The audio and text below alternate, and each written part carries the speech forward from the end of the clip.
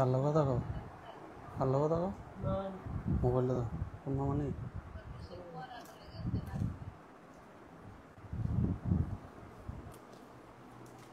Class শুরু করছে।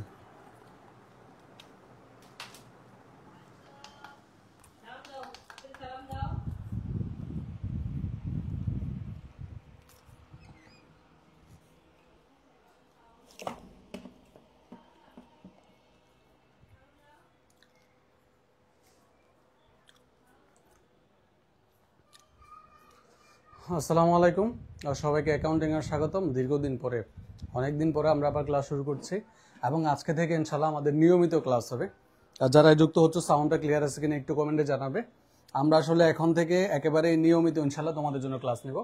আজকে ইন্ট্রোডাক্টরি ক্লাস, আমরা একেবারে বছরের প্রথম হিসাব বিজ্ঞান ক্লাস এবং সেই ক্লাসটা হচ্ছে এডমিশনের ক্লাস, অর্থাৎ যারা এইচএসসি 25 ব্যাচের স্টুডেন্ট, অর্থাৎ যারা বিশ্ববিদ্যালয়ে ভর্তি পরীক্ষা দেওয়ার জন্য বিভিন্ন কোচিং অলরেডি ভর্তি হয়ে গিয়েছে, তাদের জন্য আমরা বলছিলাম যে আমরা অ্যাকাউন্টিং কোর্সটা পুরো ফ্রিতে শেষ করবো ইনশাল্লাহ। পুরো অ্যাকাউন্টিং কোর্সটা আমরা ফ্রিতে শেষ করবো। অলরেডি একটা রুটিন আমি দিয়েছি যে আমরা প্রায় 36টা ক্লাস তোমাদেরকে নিব ইনশাল্লাহ, 10টার উপরে আমরা এক্সাম নিব। তো এইভাবে আমরা ধারাবাহিকভাবে তোমাদের এই হিসাব বিজ্ঞান কোর্সটা একবারে সম্পূর্ণ ফ্রিতে আমি শেষ করে একবারে ধাপে ধাপে আমি লেকচার বাই লেকচার সামনে আগাবো ইনশাল্লাহ। তো তার ধারাবাহিকতা আজকে আমাদের লেকচার 1।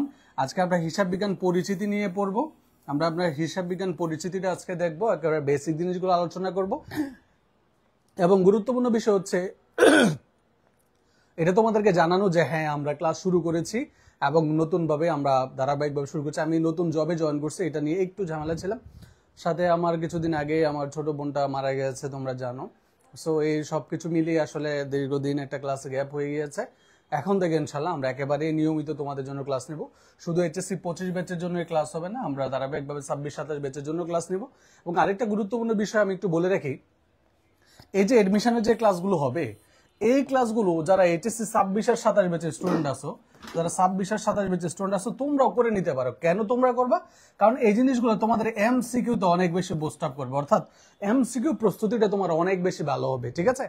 সো আজকের এই যে ক্লাস আমরা এইচএসসি 25 ব্যাচের জন্য আজকে থেকে শুরু করলাম, এই ক্লাসগুলো আমরা ধারাবাহিকভাবে প্রতিদিনই নেওয়ার চেষ্টা করবো ইনশাআল্লাহ। আজকে তোমাদের রেসপন্সটা একটু দেখতে চাই, যারা যুক্ত হচ্ছে সবাই শেয়ার করে দাও। একবার বেসিক জিনিসগুলো আজকে আলোচনা করবো ইনশাআল্লাহ। ঠিক আছে?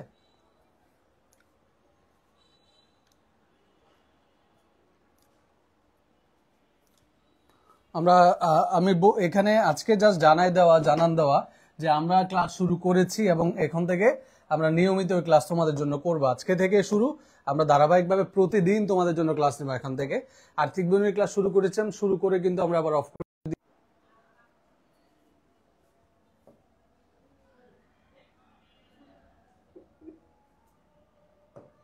26 ব্যাচের ক্লাস আমরা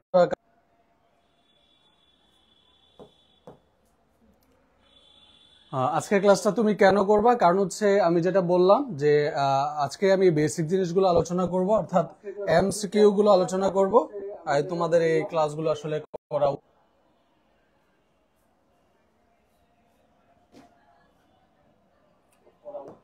হ্যাঁ সবাই একটু যারা যুক্ত হয়েছে সবাই লাইভটা একটু শেয়ার করে দেই। যারা অলরেডি যুক্ত হয়েছে লাইভটা সবাইকে একটু অনুরোধ করবো লাইভটা একটু শেয়ার করে দিও।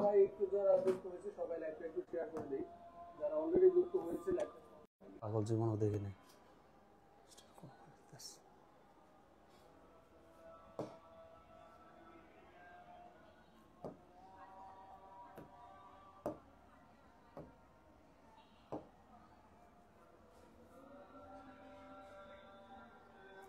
তো সবাইকে একটু অনুরোধ করবো লাইভটা একটু শেয়ার করে দাও। সবাই একটু যদি লাইভটা শেয়ার করে দাও তাহলে হয়তো বাকিরাও আমাদের সাথে যুক্ত হয়ে যেতে পারবে আজকের ক্লাসটাতে।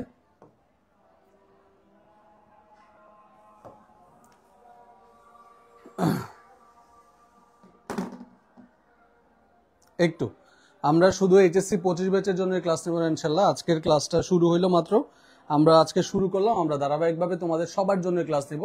যারা অলরেডি যুক্ত হচ্ছে একটু ক্লাসটা শেষ করবা। এইচএসসি 25 ব্যাচের জন্য তো স্পেশাল ক্লাস, যারা 26-27 ব্যাচ আছে তোমরাও ক্লাসটা করো এবং তোমাদের এমসিকিউর জন্য ব্যাপারটা অনেক বেশি কাজে আসবে, অর্থাৎ এমসিকিউতে তোমার অনেক হেল্প হবে এই ক্লাসটা। তো সবাইকে একটু অনুরোধ করবো লাইভটা একটু সবাই শেয়ার করে দেই। আজকে আমরা যে বিষয়টা আলোচনা করব সেটা হচ্ছে হিসাব বিজ্ঞানের পরিচিতি। আমরা এখানে একেবারে বেসিক জিনিসগুলো আলোচনা করার চেষ্টা করব। হিসাব বিজ্ঞান পরিচিতি, ঠিক আছে? একবারে মৌলিক বিষয়গুলা যেগুলো সবার জানা উচিত, এখান থেকে অবশ্যই অবশ্যই আমরা একাডেমিক এমসিকিউ আসতে দেখি আমরা, ঠিক আছে? এখান থেকে একাডেমিক এমসিকিউ আসতে দেখি। তো যারা অলরেডি যুক্ত হয়েছে সবাইকে একটু অনুরোধ করবো লাইভটা একটু শেয়ার করো, এবং আজকে থেকে ইনশাল্লাহ আমরা ধারাবাহিকভাবে প্রতিদিন ক্লাস নেওয়া শুরু করে দিয়েছি।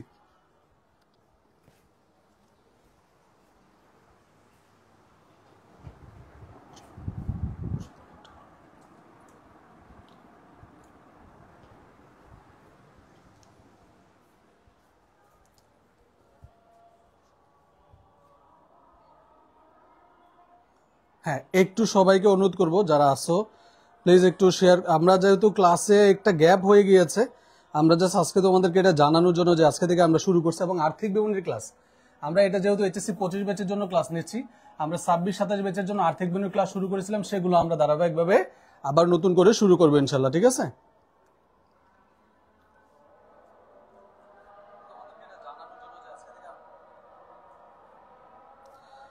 সবাই একটু কোঅপারেট করো যারা ক্লাসগুলো করতে চাও রেগুলার আসলে। আর যদি পেজে যদি অ্যাক্টিভ না থাকো তুমি কিন্তু নোটিফিকেশন আসলে পাচ্ছ না। তো পেজের নোটিফিকেশন তুমি অ্যাক্টিভ থাকলে তোমার কিন্তু সময় সময় তুমি কিন্তু নোটিফিকেশনগুলো পেয়ে যাবে, ঠিক আছে? সে জ্যোতি, ওয়ালাইকুম আসসালাম।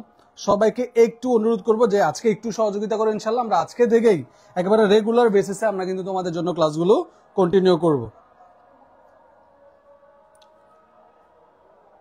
এবং এইচএসসি 26 ব্যাচ 27 ব্যাচের জন্য আমরা আর্থিক বিবরণী ক্লাস শুরু করেছিলাম, আমরা এটা এখন থেকে কন্টিনিউ রাখবো ইনশাল্লাহ।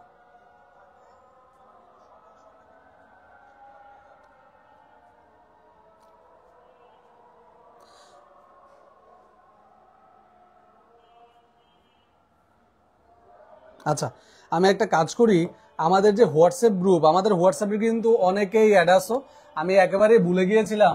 ওই হোয়াটসঅ্যাপ গ্রুপে যদি একটু ইনফর্ম করে দিতাম আগে থেকে যে আজকে আমরা ক্লাস নিব, তাহলে কিন্তু আসলে অনেকেই ক্লাসটা করতে পারতো। আমরা আজকে যেহেতু ক্লাস প্রথমবারের মতো শুরু করছি অনেকদিন পরে, একটু সময় নিয়ে আমরা আপনার নিজ বোন স্যার, আমার নিজ বোন বলতে আমাদের আমরা বাপ চাচারা 4 জন, সবার মিলে জিলে একটা মেয়ে ছিল প্রথম, অর্থাৎ আমাদের একটা বোনই ছিল। ওই মানে 27 বছর বয়স, ওর বিয়ে হয়েছিল কিন্তু বাবু হয়নি, সম্ভবত ডেঙ্গু হয়ে মারা গেছে। ওর জন্য সবাই একটু মন থেকে দোয়া করবো, আল্লাহর জন্য ওকে জান্নাতবাসী করে, অল্প বয়সে একেবারে আল্লাহর মেহমান হয়ে গিয়েছে। তো এটার জন্য একটু আমরা সবাই একটু মানসিকভাবে একটু মানে হচ্ছে খারাপ পরিস্থিতির মধ্যে দিয়ে যাচ্ছি। তো যাই হোক, শুরু করেছি। আমি যদি একটু আগে থেকে তোমাদের ওই গ্রুপে বলে দিতে পারতাম তাইলে হয়তো বা অনেকে আজকের ক্লাসটা যুক্ত হইতে পারতো। তারপরেও আমি লাইভটা শেয়ার করে দিচ্ছি আমাদের ওই গ্রুপে।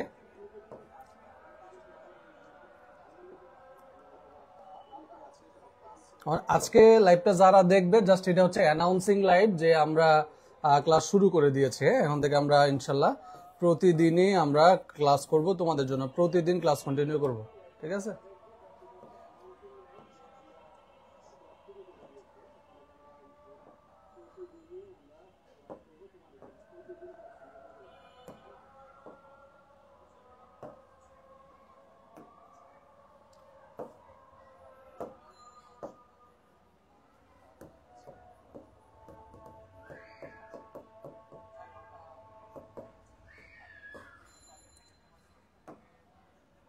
ওকে,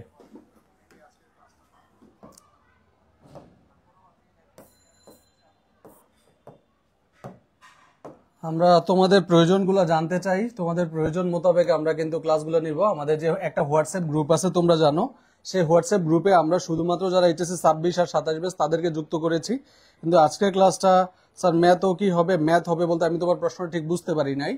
আমরা আজকে হিসাব বিজ্ঞান পরিচিতি পড়বো। আমি সবাইকে অনুরোধ করব তোমরা সবাই আজকের ক্লাসটা করো, বেসিক জিনিসগুলো জানা জরুরি, সবার বেসিক জিনিসগুলো জানা জরুরি, ঠিক আছে? তুমি যেই বেচেরই হও না কেন সবার এই বেসিক জিনিসগুলো জানতে হবে, সবার বেসিক জিনিসগুলো জানতে হবে। এই ক্লাসটা একেবারে সবার জন্যই, এসএসসি এইচএসসি এডমিশন সবার জন্য।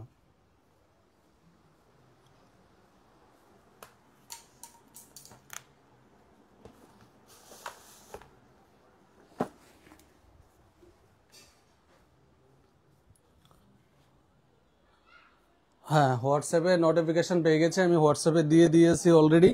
এই হোয়াটসঅ্যাপ গ্রুপটা এই জন্যই খোলা যে আমরা হোয়াটসঅ্যাপে এখন থেকে তোমাদেরকে দ্রুত বিষয়গুলো মানে জানাইতে পারবো, এবং সবাই আসলে যথাসময়ে ক্লাসে যুক্ত হতে পারবে, এই জন্য হোয়াটসঅ্যাপ গ্রুপটা খোলা।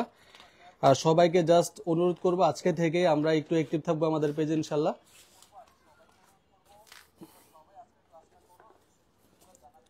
ওকে, তাহলে চলো আমরা শুরু করি। অ্যাকাউন্টিং এর পেজ থেকে এডমিশন স্ট্যান্ডার্ড ম্যাথ ক্লাসটা হবে। হ্যাঁ ইনশাল্লাহ এবার একেবারেই চেষ্টা করব, এবার সবকিছু নিয়ে ক্লাস করানোর চেষ্টা করবো এবার, ঠিক আছে? এবার এডমিশনের ক্লাস আমরা ম্যাথের উপরও, অর্থাৎ জেনারেল ম্যাথের ক্লাস চাচ্ছ তোমরা, এবার আমরা সেই বিষয়টা তো ফোকাস করব। তবে অ্যাকাউন্টিং এর একেবারে পরিপূর্ণ ক্লাস তোমরা পেতে যাচ্ছ, এটা নিয়ে কোনো সন্দেহ নেই। তাহলে চলো আমরা আলোচনা অনেক করলাম, আজকে থেকে শুরু করলাম। এটা এইচএসসি 25-এর ক্লাস, স্পেশালি যারা 26-27 ব্যাচ আসছো তোমরাও ক্লাসটা কন্টিনিউ করতে পারো, এমসিকিউর জন্য একেবারেই কাজে আসবে।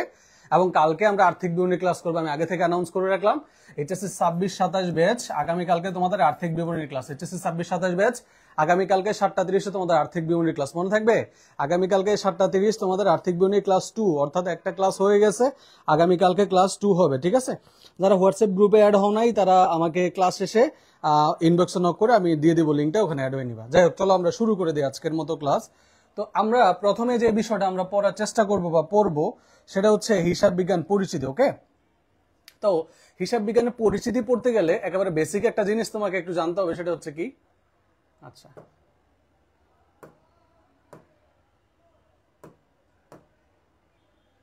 ওকে, একটা জিনিস একটু খেয়াল করি আমরা কি পড়বো।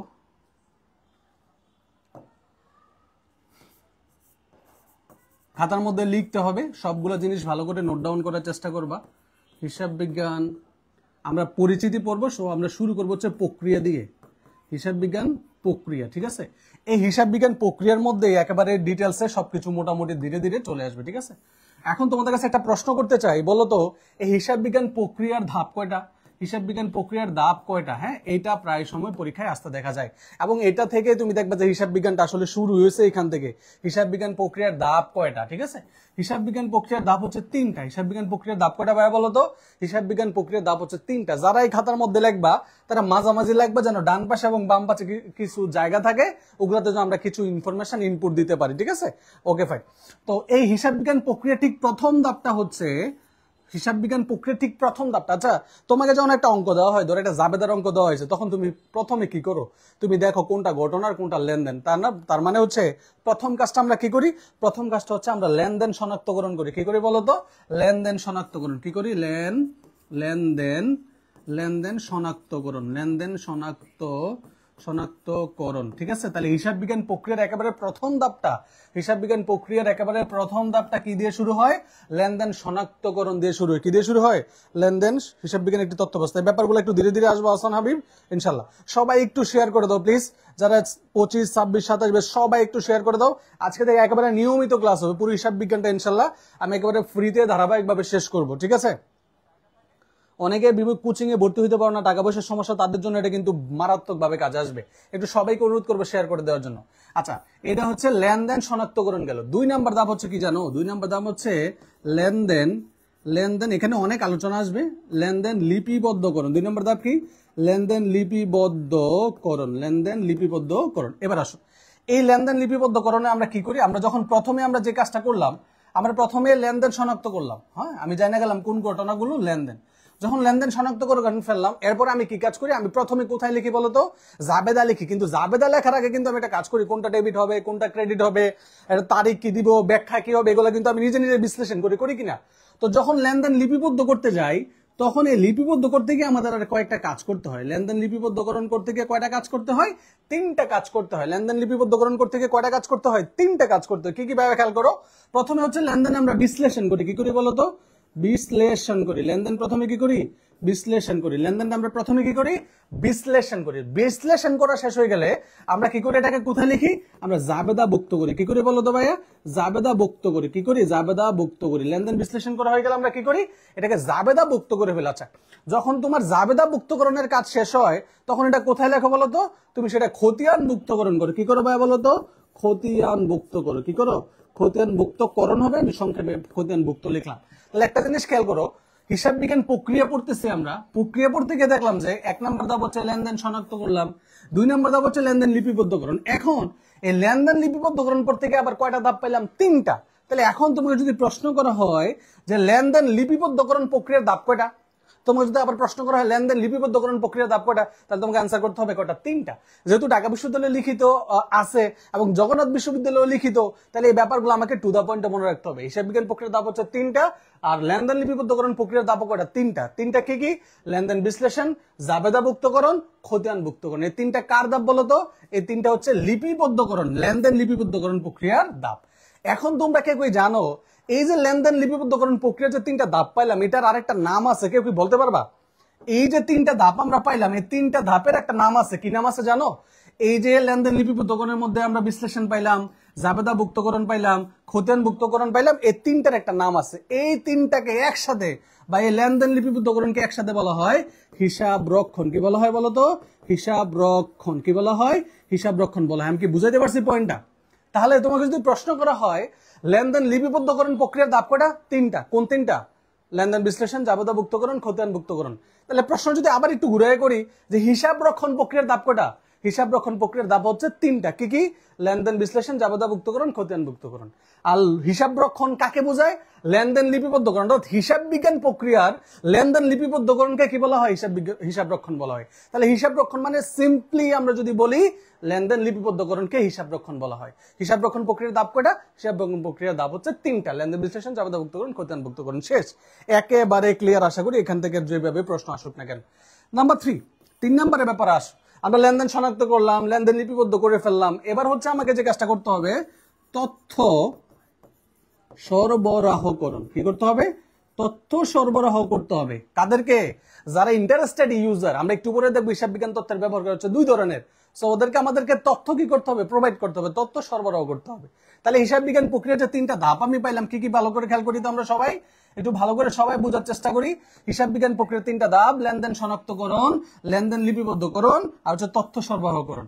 এখন আমরা যদি একটু বিস্তারিত পড়ি, লেনদেন লিপিবদ্ধকরণের একটা নাম হচ্ছে হিসাব রক্ষণ। ওখানে ধাপ হচ্ছে 3টা, একটা লেনদেন বিশ্লেষণ, জাবেদাভুক্তকরণ, খতিয়ানভুক্তকরণ। এই হচ্ছে আমার এখানে আমি 2টা প্রক্রিয়া বললাম। এটা হচ্ছে হিসাব বিজ্ঞান প্রক্রিয়া বললাম, আর হচ্ছে হিসাব রক্ষণ প্রক্রিয়া বললাম। এবার আসো এখান থেকে তোমাকে আরো কয়েকটা বিষয় একটু পড়াই, একটা বিষয় একটু বুঝি। এই যে খেয়াল করো, এখন যদি তোমার প্রশ্ন প্রায় সময় এই প্রশ্নটা পরীক্ষা আসে যে হিসাব বিজ্ঞানের প্রাথমিক উদ্দেশ্য আর হচ্ছে মূল বা প্রধান উদ্দেশ্য। প্রাথমিক উদ্দেশ্য কি, মূল বা প্রধান উদ্দেশ্য কি? তুমি সবসময় খেয়াল রাখবা হিসাব বিজ্ঞানের প্রাথমিক উদ্দেশ্য হচ্ছে, হিসাব বিজ্ঞানের প্রাথমিক উদ্দেশ্য হচ্ছে এই 2টা। কি বলতো? এই 2টাকে আমরা কি বলবো? এই 2টাকে আমরা বলবো হচ্ছে প্রাথমিক। কি বলবো? প্রাথমিক উদ্দেশ্য। কি বলবো? প্রাথমিক উদ্দেশ্য বলবো। হিসাব বিজ্ঞানের প্রাথমিক উদ্দেশ্যটা তাহলে যদি আমরা একটু বিস্তারিত বলি, কি হবে বলো? লেনদেন শনাক্তকরণ ও লিপিবদ্ধকরণ। লেনদেন লিপিবদ্ধকরণ সোজা কথা, শনাক্তকরণ ও লিপিবদ্ধকরণকে একসাথে আমরা বলবো কি? প্রাথমিক উদ্দেশ্য। তাহলে প্রধান বা মূল উদ্দেশ্য কি? প্রধান বা মূল উদ্দেশ্য হচ্ছে তথ্য সরবরাহকরণ। প্রধান কি বলবো বলো? প্রধান বা মূল উদ্দেশ্য। মনে থাকবে? দেখো এই একটা চার্ট থেকে আমরা অনেক ধরনের তথ্য আমরা পাবো। কি পাইলাম? যে হিসাব বিজ্ঞানের প্রধান বা মূল উদ্দেশ্য তথ্য সরবরাহ করা। যারা আমার ইন্টারেস্টেড ইউজার, এটা এক্সটার্নাল হইতে পারে, ইন্টারনাল হইতে পারে, অর্থাৎ অভ্যন্তরীণ বা বাহ্যিক 2 ধরনের হইতে পারে। তাদেরকে তথ্য সরবরাহ করা হচ্ছে হিসাব বিজ্ঞানের মূল বা প্রধান বা প্রাইম গোল। কথা কি বুঝাইতে পারছে কিনা? তাহলে আমরা কি পেয়ে গেলাম? আমরা হিসাব বিজ্ঞান প্রক্রিয়া দেখলাম, আমরা হিসাব রক্ষণ প্রক্রিয়া দেখলাম, পাশাপাশি আমরা হিসাব বিজ্ঞানের উদ্দেশ্যগুলো জেনে নিলাম। এবার আসো আরো কয়েকটা গুরুত্বপূর্ণ প্রশ্ন তোমাকে যদি একটু করি, যে হিসাব বিজ্ঞানের মূল উপাদান কি বলো? হিসাব বিজ্ঞানের মূল উপাদানটা কি? হ্যাঁ, তারপরে বলা হচ্ছে হিসাব বিজ্ঞানের মূল উপাদান বা ইনপুট। হ্যাঁ, মূল উপাদান বা ইনপুট কি? তারপর তোমার কাছে জানতে চাইলাম মূল ভিত্তি কি। এই জায়গাটা থেকে প্রশ্ন আসে, আমরা অনেকে ভুল করি। তারপরে তোমার কাছে জানতে চাইলাম হচ্ছে হিসাব বিজ্ঞানের আউটপুট কি। হ্যাঁ, আউটপুট কি? এই 3টা তথ্য আমরা এই চার্ট থেকে জানতে পারি। ঠিক আছে? মূল উপাদান বা ইনপুট অনেকে মনে করে দুতরফা দাখিলা পদ্ধতি। কি মনে করে? দুতরফা দাখিলা পদ্ধতি মনে করে অনেকে। কি মনে করে? দুতরফা দাখিলা পদ্ধতি। মূল উপাদান কি বলো? হিসাব বিজ্ঞানের মূল উপাদানটা কি? আচ্ছা, হিসাব বিজ্ঞানের মূল উপাদান বা ইনপুট কি দুতরফা দাখিলা পদ্ধতি হবে?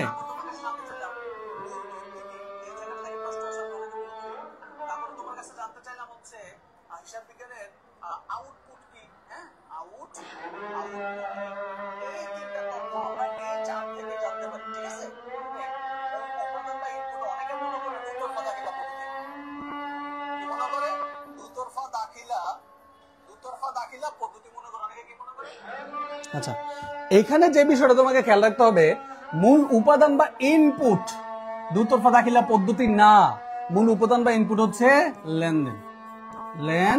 কি হবে বলো? লেনদেন। মূল উপাদান হচ্ছে লেনদেন। কারণ তুমি একটু যদি খেয়াল করো, এই যে হিসাব বিজ্ঞান প্রক্রিয়াটা আমরা পড়ছিলাম, প্রথমে আমরা কি দিয়ে কাজ শুরু করছি? কি শনাক্ত করছি? লেনদেন শনাক্ত করছি। কি শনাক্ত করছি? লেনদেন শনাক্ত করছি। তার মানে লেনদেনটাই হচ্ছে আমার মূল উপাদান, যেটা দিয়ে হিসাব বিজ্ঞান কাজ শুরু করে। এখন ধরো 5টা ঘটনা দিল, 5টা ঘটনার মধ্যে 5টাই ঘটনা একটাও লেনদেন না, তাহলে হিসাব বিজ্ঞান কিছু করতে পারবে? পারবে না। হিসাব বিজ্ঞান প্রক্রিয়া চলমান করার জন্য বা চালানোর জন্য ওই ঘটনাগুলোর মধ্যে অবশ্যই লেনদেন থাকতে হবে। এখন প্রশ্ন হচ্ছে, স্যার এই যে লেনদেন গুলো আমি শনাক্ত করলাম, কার উপর ভিত্তি করে করলাম? সেটাই হচ্ছে দুতরফা দাখিলা পদ্ধতির উপর ভিত্তি করে করলাম। দুতরফা দাখিলা পদ্ধতির উপর ভিত্তি করে আমি কি বের করলাম? লেনদেন খুঁজে বের করলাম। এই জন্যই দুতরফা দাখিলা পদ্ধতিকে বলা হচ্ছে মূল ভিত্তি। তাহলে হিসাব বিজ্ঞানের মূল উপাদান হচ্ছে লেনদেন, আর মূল ভিত্তি হচ্ছে দুতরফা দাখিলা পদ্ধতি। কেন? ধরো আমরা বললাম যে একটা লেনদেন হইতে হলে দুইটা পক্ষ থাকতে হবে, এক পক্ষ সুবিধা গ্রহণ করবে আর এক পক্ষ সুবিধা প্রদান করবে, উভয় পক্ষকে সমান টাকা দ্বারা ডেবিট ক্রেডিট করতে হবে। এই যে বৈশিষ্ট্যগুলো, এগুলা কার বৈশিষ্ট্য? লেনদেনের বৈশিষ্ট্য। পাশাপাশি কার বৈশিষ্ট্য? দুতরফা দাখিলা পদ্ধতির। তার মানে দুতরফা দাখিলা পদ্ধতির উপর ভিত্তি করেই আমি কি খুঁজে বের করি? লেনদেন খুঁজে বের করি, তাই না? তাহলে হিসাব বিজ্ঞানের মূল ভিত্তি হচ্ছে দুতরফা দাখিলা পদ্ধতি, আর হচ্ছে মূল উপাদান বা ইনপুট বা কাঁচামালও বলে। কি বলে? কাঁচামাল। কি বলে?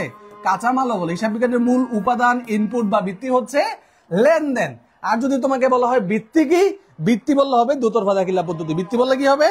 ভিত্তি বললে হবে দুতরফা দাখিলা পদ্ধতি। কথা বুঝতে পারছো?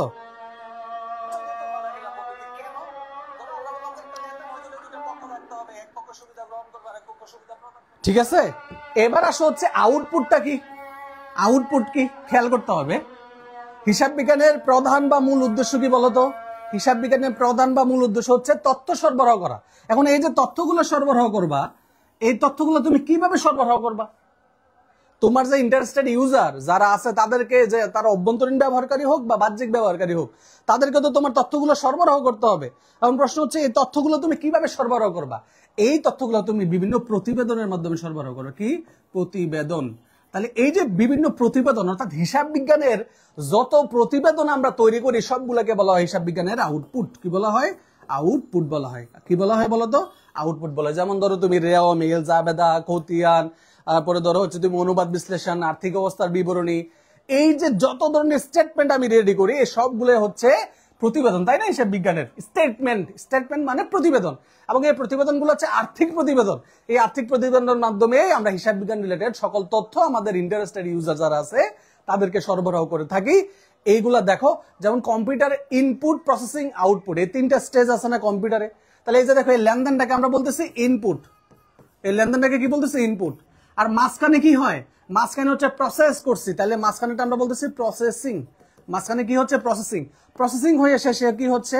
আউটপুট দিচ্ছে। কি দিচ্ছে? আউটপুট। তাহলে হিসাব বিজ্ঞান প্রক্রিয়ার 3টা ধাপ কম্পিউটারের মতোই কাজ করে, ইনপুট, প্রসেসিং, আউটপুট।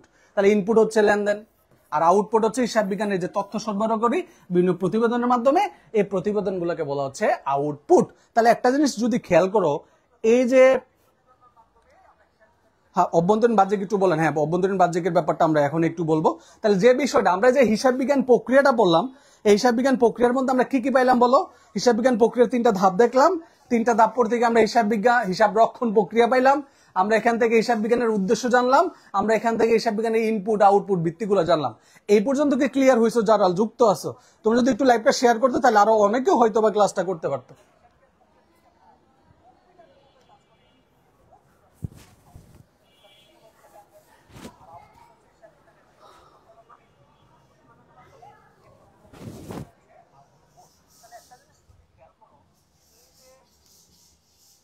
আমরা ইনশাআল্লাহ আজকে থেকে তোমাদের জন্য একেবারে ধারাবাহিকভাবে ক্লাস নিব।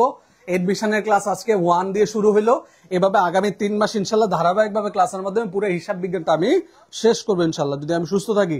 এবং যারা অ্যাকাউন্টিং নিয়ে ভয় আছো, বেসিক থেকে শিখতে চাও, তাদের জন্য এটা আসলে মানে চমৎকার একটা সুযোগ হবে। ঠিক আছে, আর একটা জিনিস আমরা জেনে রাখবো, হিসাব বিজ্ঞানকে বলা হয় তথ্য ব্যবস্থা। এটা আমরা সবাই জানি, হিসাব বিজ্ঞান কি বলা হয়? তথ্য ব্যবস্থা বলা হয়। হিসাব বিজ্ঞানকে ব্যবসায়ের ভাষা বলা হয়, তাই কি না? হিসাব বিজ্ঞানকে একটি তথ্য ব্যবস্থা বলা হয়। যেমন তোমরা যখন বিবিএ করবা, দেখবা যে অ্যাকাউন্টিং এর নাম হয়ে যায় accounting and information system. Accounting and information system হয়ে যায় ইনফরমেশন সিস্টেম, ইনফরমেশন প্রোভাইড করতে হবে।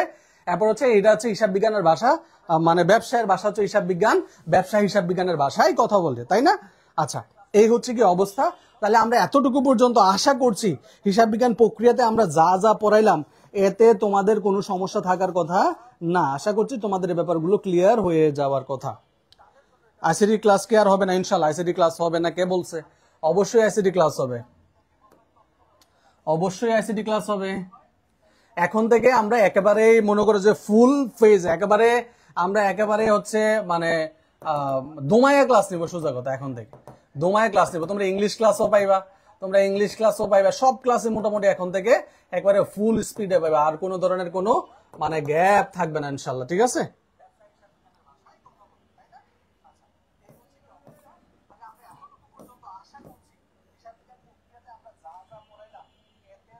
আচ্ছা, এখানে একটা বিষয় দেখানোর জন্য জাস্ট তোমাদের এটা একটু ওপেন করা।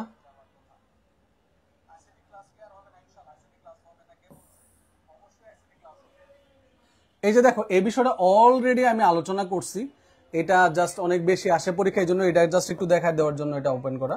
যে হচ্ছে খেয়াল করো, বলা হচ্ছে যে হিসাব বিজ্ঞানের মূল উদ্দেশ্য কি?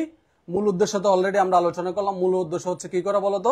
সংশ্লিষ্ট পক্ষকে তথ্য সরবরাহ করা, এটা হচ্ছে মূল উদ্দেশ্য। মূল উপাদান বা ইনপুট কি? মূল উপাদান বা ইনপুট হচ্ছে লেনদেন। মূল ভিত্তি হচ্ছে কি? মূল ভিত্তি হচ্ছে দুতরফা দাখিলা পদ্ধতি। আউটপুট কি? আউটপুট হচ্ছে আর্থিক বিবরণী বা বিভিন্ন প্রতিবেদন। আউটপুট বা বিভিন্ন প্রতিবেদনকে আমরা কি বলবো? আউটপুট বা বিভিন্ন প্রতিবেদনকে আমরা কি বলবো? আমরা হিসাব বিজ্ঞানের আউটপুট বলবো, ঠিক আছে? হিসাব বিজ্ঞানের আউটপুট বলবো, বিভিন্ন প্রতিবেদনকে আমরা হিসাব বিজ্ঞানের আউটপুট বলবো। এবার হচ্ছে আমরা যে ভদ্রলোক সম্পর্কে একটু জানতে চাই, সেটা হচ্ছে হিসাব বিজ্ঞানের যে জনক, তাই না? এই হিসাব বিজ্ঞানের জনক নিয়ে আমরা একটু কথা বলতে চাই, যে এখান থেকে প্রায় প্রশ্ন আসতে দেখা যায়। হ্যাঁ, আচ্ছা, হিসাব বিজ্ঞানের জনক। তো এই যে হিসাব বিজ্ঞানের জনক, আমরা জানি হিসাব বিজ্ঞানের এমসিকিউ এর উপর স্যার এখন থেকে কি রেগুলার ক্লাস হবে? এখন থেকে রেগুলার ক্লাস হবে ইনশাল্লাহ, এমসিকিউ সিকিউ সব হবে, একেবারে ফুল স্পিডে ক্লাস হবে, ঠিক আছে? টেনশনের কোনো কারণ নাই। যারা আমাদের হোয়াটসঅ্যাপ গ্রুপটাতে কানেক্ট হও নাই, সেটা তো সবাই হোয়াটসঅ্যাপ গ্রুপে অ্যাড হয়ে নাও।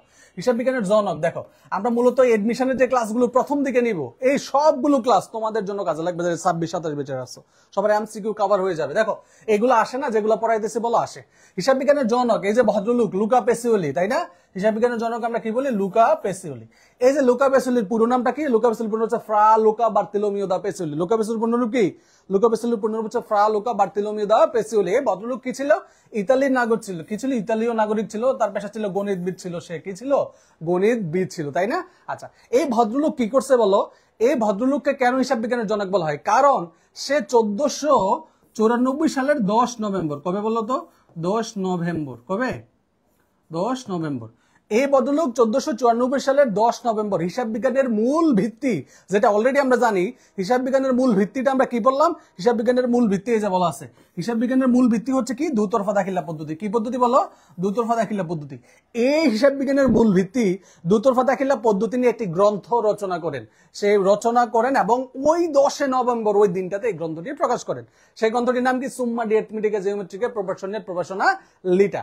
এই গ্রন্থটা 1494 সালের 10 নভেম্বর লুকা পেসিওলি প্রকাশ করে, এবং সেটা যেহেতু দুতরফা দাখিলা পদ্ধতি নিয়ে, এবং পরবর্তীতে হিসাব বিজ্ঞান আবর্তন বিবর্তন সবই হয়েছে কিসের উপর ভিত্তি করে? দুতরফা দাখিলা পদ্ধতির উপর ভিত্তি করে। সুতরাং এই যে ভদ্রলোক, এই যে 10 নভেম্বর, এই 10 নভেম্বরটা একটা গুরুত্বপূর্ণ তারিখ, এবং এই যে এই দিনে যেহেতু এই গ্রন্থটা প্রকাশ হয়েছে, এটাকে আন্তর্জাতিক হিসাব বিজ্ঞান দিবস বলা হয়ে থাকে। কি বলা হয়? আন্তর্জাতিক হিসাব বিজ্ঞান দিবস বলা হয়ে থাকে, ঠিক আছে? আন্তর্জাতিক হিসাব বিজ্ঞান দিবস। তাহলে তোমাকে যদি প্রশ্ন করা হয় আন্তর্জাতিক হিসাব বিজ্ঞান দিবস কবে, তাহলে আনসার হবে 10 নভেম্বর। কারণ কি? 1494 সালে 10 নভেম্বর লুকা পেসিওলি দুতরফা দাখিলা পদ্ধতি নিয়ে রচিত তার যে গ্রন্থটি, এটা প্রকাশ করে এই দিনটাকে, এই জন্য হিসাব বিজ্ঞানে আন্তর্জাতিক হিসাব বিজ্ঞান দিবস হিসেবে কি করা হয়ে থাকে? বিশ্বব্যাপী পালন করা হয়ে থাকে। কথা কি বুঝাতে পারলাম কিনা? তাহলে এই যে লুকা পেসিওলি ভদ্রলোক, তাহলে কোন দেশের নাগরিক ছিল বলো? ভদ্রলোক নাগরিক ছিল হচ্ছে ইতালীয় নাগরিক। তাহলে এই বইটার ভাষা কি ছিল বলো? এই বইটার ভাষাও কি ছিল? ইতালীয় ভাষায় ছিল। আচ্ছা, সে গণিতবিদ হওয়ার পাশাপাশি সে ছিল পাদ্রী, ধর্মযাজক বা দার্শনিক, এগুলোও পরীক্ষায় আসতে দেখা যায়, ঠিক আছে? তাহলে গ্রন্থটিতে আসলে কয়টা অধ্যায় ছিল? 36টা অধ্যায় ছিল। এগুলোর নাম ছিল ডি কম্পিউটিস এইট স্ক্রিপ্টাস। এটা হচ্ছে তোমার ওই যে ইতালীয় নামটা মার্কে। হ্যাঁ, আচ্ছা। তারপর হচ্ছে ভদ্রলোকের নাম ছিল ফ্রা লুকা বার্তিলোমিও দা পেসিওলি, আমরা অলরেডি আলোচনা করছি। সো তার নামটা এটা ছিল। হ্যাঁ, আচ্ছা। এবং এখানে গুরুত্বপূর্ণ আরেকটা প্রশ্ন প্রায় আসতে দেখা যায়, সেটা হচ্ছে লুকা পেসিওলির জন্ম মৃত্যু। হ্যাঁ, ভদ্রলোক 1445, মতান্তরে 1447। হ্যাঁ, মতান্তরে 1447 সালে সে জন্মগ্রহণ করে, কিন্তু মারা গেছে 1517। মারা গেছে কত? 1517 সালে মারা গেছে। সো লুকা পেসোলের সাথে তিনটা ডেট জড়িত। একটা হচ্ছে সে 1445 সালে বা 47 সালে জন্মগ্রহণ করছে, সবচেয়ে অ্যাকসেপ্টেবল হচ্ছে, মানে সব থেকে বেশি গ্রহণযোগ্য হচ্ছে 45। তারপরে 1494 সালে সে হচ্ছে ওই দুতরফা দাখিলা পদ্ধতি নিয়ে বইটা লিখছে। 1517 সালে বেটা মারা গেছে। 1517 সালে কি হয়ে গেছে? মারা গেছে। ঠিক আছে, এই যে সিকোয়েন্স এটা একটু মনে রাখতে হবে। এই 1494 কে অনেকে 1594 মনে করে, না, এটা 1994 বলে 1494 হবে, এটা 1594 হবে না। ফাইন।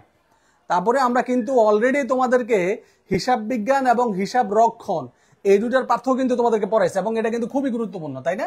হিসাব বিজ্ঞান, হিসাব রক্ষণ হচ্ছে হিসাব বিজ্ঞানের লিপিবদ্ধকরণ যে ধাপ সেটা শুধু, তাই না? আর হিসাব বিজ্ঞান হলো একটি শাস্ত্র, একটা বড় ব্যাপার হিসাব বিজ্ঞানটা। হিসাব বিজ্ঞানের ছোট্ট একটা অংশ হচ্ছে হিসাব রক্ষণ। হিসাব বিজ্ঞানের ছোট্ট একটা অংশ হচ্ছে হিসাব রক্ষণ। ঠিক আছে, এটা আমরা অলরেডি আলোচনা করছি, এটা আবার নতুন করে আলোচনা করার কিছু নাই। ওকে, ডান। আচ্ছা, এখন আমরা যে কাজটা করব, আচ্ছা, হিসাব বিজ্ঞানের উদ্দেশ্য কিন্তু আলোচনা করা শেষ।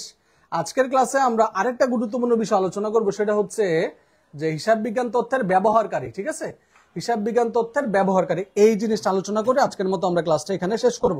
তবে আমি যে গুরুত্বপূর্ণ অ্যানাউন্সমেন্টটা তোমাদেরকে দিয়ে দিলাম যে ইনশাআল্লাহ এখন থেকে নিয়মিত ক্লাস হবে। আগামীকালকে আমরা আর্থিক বিবরণী ক্লাস 2 করব।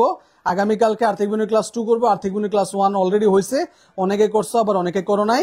আমরা সমন্বয় জাবেদা থেকে ক্লাস শুরু করেছিলাম। আমরা ধারাবাহিকভাবে এখন থেকে ইনশাআল্লাহ প্রত্যেকটা সাবজেক্ট অর্থাৎ আমরা ক্লাসগুলো কিন্তু কন্টিনিউ করব। ঠিক আছে, তো এই যে হিসাব বিজ্ঞান তথ্যের ব্যবহারকারী, আমরা হিসাব বিজ্ঞান তথ্যের ব্যবহারকারীকে কয় ভাগে ভাগ করতে পারি? হিসাব বিজ্ঞান তথ্যের ব্যবহারকারীকে আমরা দুইটা ভাগে ভাগ করি। কয়টা ভাগে? দুইটা ভাগে। এক হলো অভ্যন্তরীণ ব্যবহারকারী, এটাকে বলে আমরা বহিস্থ বা বাহ্যিক ব্যবহারকারী। এখন এখানে অনেক পক্ষ আছে, তুমি কোন পক্ষটা আসলে কিভাবে তুমি মনে রাখবা? সহজে মনে রাখার জন্য আমরা দুইটা বৈশিষ্ট্য খেয়াল রাখবো। অভ্যন্তরীণ ব্যবহারকারী হইতে গেলে তার দুইটা বৈশিষ্ট্য লাগবে। কয়টা বৈশিষ্ট্য লাগবে? দুইটা। অভ্যন্তরীণ ব্যবহারকারী হইতে হলে কয়টা বৈশিষ্ট্য লাগবে? অভ্যন্তরীণ ব্যবহারকারী হইতে হলে দুইটা বৈশিষ্ট্য লাগবে। নাম্বার 1 হইতে হবে বেতনভুক্ত। কি হইতে হবে? বেতনভুক্ত, অর্থাৎ বেতন পাইতে হবে। কি পাইতে হবে? বেতন পাবে। মানে যারাই অভ্যন্তরীণ ব্যবহারকারী হবে তাদের প্রথম বৈশিষ্ট্য তারা বেতন পাবে। দ্বিতীয়ত হচ্ছে সিদ্ধান্ত গ্রহণের সাথে প্রত্যক্ষভাবে জড়িত থাকবে। প্রত্যক্ষভাবে জড়িত, প্রত্যক্ষভাবে জড়িত। ভালো করে খেয়াল করো। তাহলে এই দুইটা বৈশিষ্ট্য যদি কারোর সাথে মিলে যায়, এই দুইটা বৈশিষ্ট্য যদি কারোর সাথে মিলে যায়, তাহলে তাকে আমরা অভ্যন্তরীণ ব্যবহারকারী বলবো। কিন্তু একটা মিললো আর একটা মিললো না, তাহলেও তাকে অভ্যন্তরীণ ব্যবহারকারী বলা যাবে না। অর্থাৎ দুইটা বৈশিষ্ট্য যদি মিলে তাহলে সে অভ্যন্তরীণ ব্যবহারকারী, দুইটার মধ্যে একটা মিললেও সে বাহ্যিক হয়ে যাবে। তাহলে আমার আলোচনার বিষয়, মুখস্থ করার বিষয়, মনে রাখার বিষয় হচ্ছে অভ্যন্তরীণ ব্যবহারকারী। অভ্যন্তরীণ ব্যবহারকারী ছাড়া আমার সামনে যা চোখে পড়বে সব হচ্ছে বাহ্যিক। তাহলে এখন আমি দেখি বেতনভুক্ত আর প্রত্যক্ষভাবে জড়িত এই কথাগুলো আসলে কার কার সাথে মিলে। এই যে এখানে নর্মালি তোমাকে একটা জিনিস খেয়াল রাখতে হবে, আমি একটা কমন বিষয় বলে দিই। যেমন ধর হচ্ছে উচ্চ, হ্যাঁ, উচ্চ পদস্থ, তারপর ধর হচ্ছে উৎপাদক, না এটা না, উচ্চ পদস্থ, তারপরে বললাম হচ্ছে ধরো পরিচালক, তারপর ধরো হচ্ছে ব্যবস্থাপক, হ্যাঁ, তারপরে ধরো হচ্ছে কর্মকর্তা। ঠিক আছে, উচ্চপদস্থ, পরিচালক, ব্যবস্থাপক, কর্মকর্তা, তারপর ধরো হচ্ছে পরিদর্শক। পরিদর্শক, হ্যাঁ, পরিদর্শক মানে হচ্ছে সুপারভাইজার আর কি। হ্যাঁ, সুপারভাইজার, সুপারভাইজার। কি বললাম? উচ্চপদস্থ, পরিচালক, ব্যবস্থাপক, কর্মকর্তা। এই যে আরেকটা বিষয় আছে গুরুত্বপূর্ণ, পরিচালনা পর্ষদ। হ্যাঁ, পরিচালনা পর্ষদ। হ্যাঁ, তারপরে আরেকটা শব্দ তুমি কমন মনে রাখবা, সেটা হচ্ছে আন্ত। যে কোনো বিষয়ের সাথে যদি আন্ত বা অভ্যন্তরীণ শব্দটা লিপিবদ্ধ থাকে, অভ্যন্তরীণ শব্দটা থাকে, যেমন আন্তঃনিরীক্ষক বা অভ্যন্তরীণ নিরীক্ষক, এরকম কিছু কমন। উচ্চপদস্থ, পরিচালক, ব্যবস্থাপক, কর্মকর্তা, পরিদর্শক, পরিচালনা পর্ষদ, আন্ত বা অভ্যন্তরীণ, এই শব্দগুলো যদি কারোর সাথে থাকে, এই শব্দগুলো যদি থাকে, প্রথম আবার পোস্ট করেন স্যার। আচ্ছা, আমি ক্লাসটা শেয়ার করে দেবো ক্লাস শেষে। এই শব্দগুলো যদি থাকে তাহলে অবশ্যই অবশ্যই তাকে কি বলবা? তাকে অভ্যন্তরীণ ব্যবহারকারী বলবা। কি বলবা? অভ্যন্তরীণ ব্যবহারকারী বলবা। তাকে কি বলবা? অভ্যন্তরীণ ব্যবহারকারী বলবা। কি বললাম বলো? উচ্চপদস্থ, পরিচালক, ব্যবস্থাপক, কর্মকর্তা, পরিচালক, পরিচালনা পর্ষদ, সুপারভাইজার অথবা আন্ত বা অভ্যন্তরীণ এই শব্দটা যদি থাকে তাহলে তাদেরকে আমরা কি বলবো? তাদেরকে আমরা বলবো হচ্ছে অভ্যন্তরীণ ব্যবহারকারী। তাহলে আসো আমরা যদি আলোচনা করতে নিছিলাম একটু দেখি, কমন পড়ে যাবে। ব্যবস্থাপক বা ম্যানেজার, ব্যবস্থাপক, পরিদর্শক, তারপর হচ্ছে পরিচালকগণ, তারপর উচ্চপদস্থ, তারপর হচ্ছে কোম্পানির নির্বাহীগণ, নির্বাহী মানে হচ্ছে এক্সিকিউটিভ, পরিচালনা পর্ষদ, একটু গুরুত্বপূর্ণ পদে যারা আছে তাদেরকে বোঝায়। হ্যাঁ, তারপরে আসা হচ্ছে দেখো একবারে কমন পড়ে যাবে, তারপরে হচ্ছে আন্তঃনিরীক্ষক, এই যে আন্ত শব্দটা আছে, তারপরে পরিচালনা পর্ষদ আছে, হ্যাঁ, তারপরে ব্যবস্থাপক শব্দটা আছে, ব্যবস্থাপক শব্দটা আছে, সুপারভাইজার আছে, ঠিক আছে। এবার আসো গুরুত্বপূর্ণ আরেকটা বিষয় দেখি, সেটা হচ্ছে ট্রেজারার। কি মনে রাখবা? ট্রেজারার। হ্যাঁ, এই যে ব্যবস্থাপক আছে, হ্যাঁ, ব্যবস্থাপক আছে, ট্রেজারার আছে। এই ট্রেজারার মানে হচ্ছে কোষাধ্যক্ষ। ট্রেজারার মানে কি? কোষাধ্যক্ষ, যে হিসাব কিতাব রাখে সে। আচ্ছা, এক মালিকানা ব্যবসায়ের ক্ষেত্রে মালিক, এক মালিকানা প্লাস অংশীদারি মনে রাখবে, এক মালিকানা প্লাস অংশীদারি। এক মালিকানা প্লাস অংশীদারি ব্যবসায়ের ক্ষেত্রে যে মালিক, এদেরকে অভ্যন্তরীণ ব্যবহারকারী বলা হবে। কিন্তু যারা কোম্পানির মালিক, শেয়ার হোল্ডার, বিনিয়োগকারী, তাদেরকে অভ্যন্তরীণ ব্যবহারকারী বলা যাবে না, কারণ তারা কেউ সিদ্ধান্ত গ্রহণের সাথে জড়িত না। কারণ এক মালিকানা ব্যবসার সকল প্রকার সিদ্ধান্ত নেই এক মালিক, অংশীদারি ব্যবসার সকল সিদ্ধান্ত নেই ওই যে 4-5 জন মালিক আছে তারা। কিন্তু তুমি যদি একটু খেয়াল করে দেখো, কোম্পানির ক্ষেত্রে শেয়ার মালিক বা বিনিয়োগকারীগণ তারা কিন্তু, এই যে দেখো, এই যে বিনিয়োগকারী, শেয়ার মালিক বা মালিকগণ, তাদেরকে কিন্তু বাহ্যিক ব্যবহারকারী বলা হচ্ছে। কারণ কি? তারা বেতনও পায় না, তারা কোম্পানির কোন সিদ্ধান্ত নিতে পারে না। সিদ্ধান্ত তাহলে নেয় কারা? তারা তো কোম্পানির মালিক, শেয়ার কিনছে, কিন্তু তারা সিদ্ধান্ত নিতে পারে না। সিদ্ধান্ত নেওয়া হচ্ছে পরিচালনা পর্ষদ। কেন? পরিচালনা পর্ষদ কোনটা? এই তাদের দ্বারা নিয়োগকৃত, মানে হচ্ছে নাম্বার অফ ম্যানেজার্স, মানে ডিরেক্টরস, যারা আসলে প্রতিষ্ঠানটাকে পরিচালনা করবে, তারা বেতন পায় এবং তাদের পক্ষে প্রতিষ্ঠান পরিচালনা করে। তাহলে তুমি কি মনে রাখবা? এক মালিকানা অংশীদারি ব্যবসার মালিকরা হচ্ছে অভ্যন্তরীণ ব্যবহারকারী, আর বাদ বাকি সব মালিক, যে কোনো মালিক আসবে সে তারা হচ্ছে কি? বাহ্যিক ব্যবহারকারী। তাহলে এই যে টেকনিকটা যদি এগুলা মনে রাখো, তাহলেই তুমি সহজে বুঝা যাবে। আরেকটা জিনিস খেয়াল করো, বেতনভুক্ত, যা বললাম সবাই বেতনভুক্ত এবং সবাই প্রত্যক্ষভাবে সিদ্ধান্ত গ্রহণের সাথে জড়িত। তাহলে দেখো, কর্মকর্তা, কর্মচারী বললাম না, কারণ কর্মচারীও বেতন পায়, কর্মকর্তাও বেতন পায়। তাহলে দুজনের মধ্যে সিদ্ধান্ত নেয় কে? কর্মকর্তা। বাস্তবায়ন করে কে? কর্মচারী। তাহলে কর্মচারী সিদ্ধান্ত গ্রহণ করতে পারে না, বিধায় কর্মচারীকে বাহ্যিক ব্যবহারকারী বলতে হবে, কর্মকর্তাকে অভ্যন্তরীণ ব্যবহারকারী বলতে হবে। আমি কথা বুঝাইতে পারলাম? তাহলে আজকের ক্লাসটা আমরা এই পর্যন্তই রাখবো ইনশাল্লাহ। এটা হচ্ছে আমাদের স্টার্ট। এখন থেকে আমরা প্রতিনিয়ত তোমাদের জন্য ক্লাস নেওয়া শুরু করে দিয়েছি। আশা করছি সবাই আমাদের সাথে আবার নতুন করে কানেক্ট হবে, আমাদের হোয়াটসঅ্যাপ গ্রুপে অ্যাড হয়ে যাবে এবং প্রতিদিন আমাদের সাথে ক্লাসে যুক্ত থাকবে। আগামীকালকে সন্ধ্যা 7:30 আমরা আর্থিক বিবরণী ক্লাস 2 শুরু করব। ক্লাস 1টা আমি আবার শেয়ার করে দিচ্ছি, সবাই দেখে নাও। ক্লাস 2তে আমরা সমন্বয়বাদের বাকি অংশটুকু শেষ করব।